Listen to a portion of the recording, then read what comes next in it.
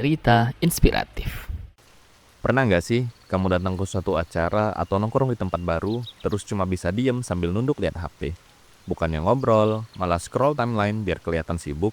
Kalau iya, kamu nggak sendirian. Banyak orang pengen bisa ngobrol sama orang baru, tapi nggak tahu harus mulai dari mana.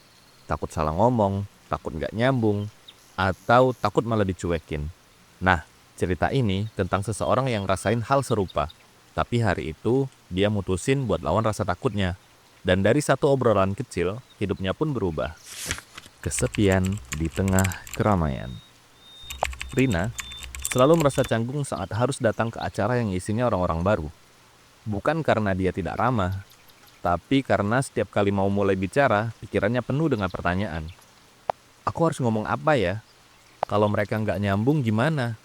Kalau aku malah bikin suasana awkward, gimana? Jadinya, dia lebih sering pura-pura sibuk sama handphonenya. Scroll-scroll sambil nunggu waktu berlalu. Padahal dalam hatinya, dia ingin punya koneksi dan teman baru. Tapi pikirannya takut duluan. Padahal, Rina bukan orang yang antisosial. Ia hanya belum tahu bagaimana harus memulai sebuah percakapan. Keberanian yang tumbuh pelan-pelan. Sampai suatu hari, Rina ikut workshop desain yang sudah lama dia incar. Di ruangan itu semua orang tampak asing, tapi ada satu hal yang berbeda dari hari itu. Ia teringat sebuah kalimat dari buku How to Talk to Anyone, karya dari Leigh Laudes.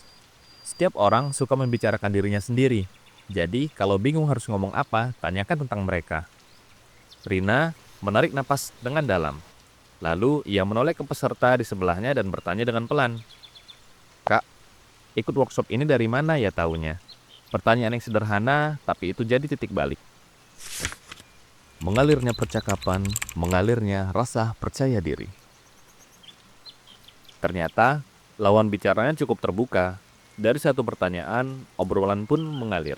Soal hobi, soal alasan ikut workshop, sampai soal tugas akhir yang sama-sama bikin stres. Rina mulai paham, ternyata topik pembuka obrolan itu nggak harus yang aneh-aneh. Bisa dari lingkungan sekitar, acara yang sedang diikuti, atau hal yang mereka punya kesamaan. Saat sesi workshop hampir selesai, Rina sadar dia harus pamit terlebih dahulu. Tapi kali ini dia nggak bingung lagi. Dengan senyum, dia berkata, "Makasih ya udah ngobrol, aku senang bisa tukar cerita. Kalau nanti sempat, kita lanjut lagi ya." Ia belajar bahwa menutup obrolan itu nggak harus dengan yang canggung. Kuncinya, beri apresiasi dan tutup dengan harapan baik. Seperti saranan dari Deborah Fine, penulis dari buku The Fine Art of Small Talk. Perpisahan haruslah dengan lembut. Jangan menghilang begitu saja, tinggalkanlah dengan kebaikan. Obrolan kecil dan perubahan besar. Sejak hari itu, Rina pulang dengan perasaan yang berbeda. Ia sadar bahwa keberanian bukan soal nggak takut, tapi soal tetap melangkah walaupun ia takut. Obrolan itu mungkin singkat, tapi dampaknya besar.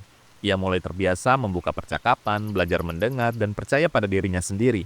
Karena kadang yang kita butuhkan itu untuk tumbuh hanyalah satu langkah kecil. Satu senyuman, satu obrolan yang bisa mengubah cara kita melihat dunia dan diri kita sendiri. Jadi, kalau kamu pernah merasa takut dalam membuka obrolan, ingatlah kamu tidak sendiri. Tapi, jangan biarkan rasa takut itu menutup peluangmu. Karena bisa jadi, satu percakapan sederhana hari ini adalah awal dari pertemanan yang berharga, peluang karir yang tak terduga, atau perubahan yang selama ini kamu cari. Terakhir, dari kisah Rina, kita belajar dalam memulai pembicaraan, mulailah dari hal yang sederhana.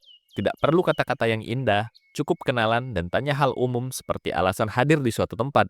Gunakan topik yang ringan dan positif seperti pengalaman pribadi, dan akhiri percakapan dengan ucapan terima kasih atau permisi dengan bahasa yang menghargai lawan bicara.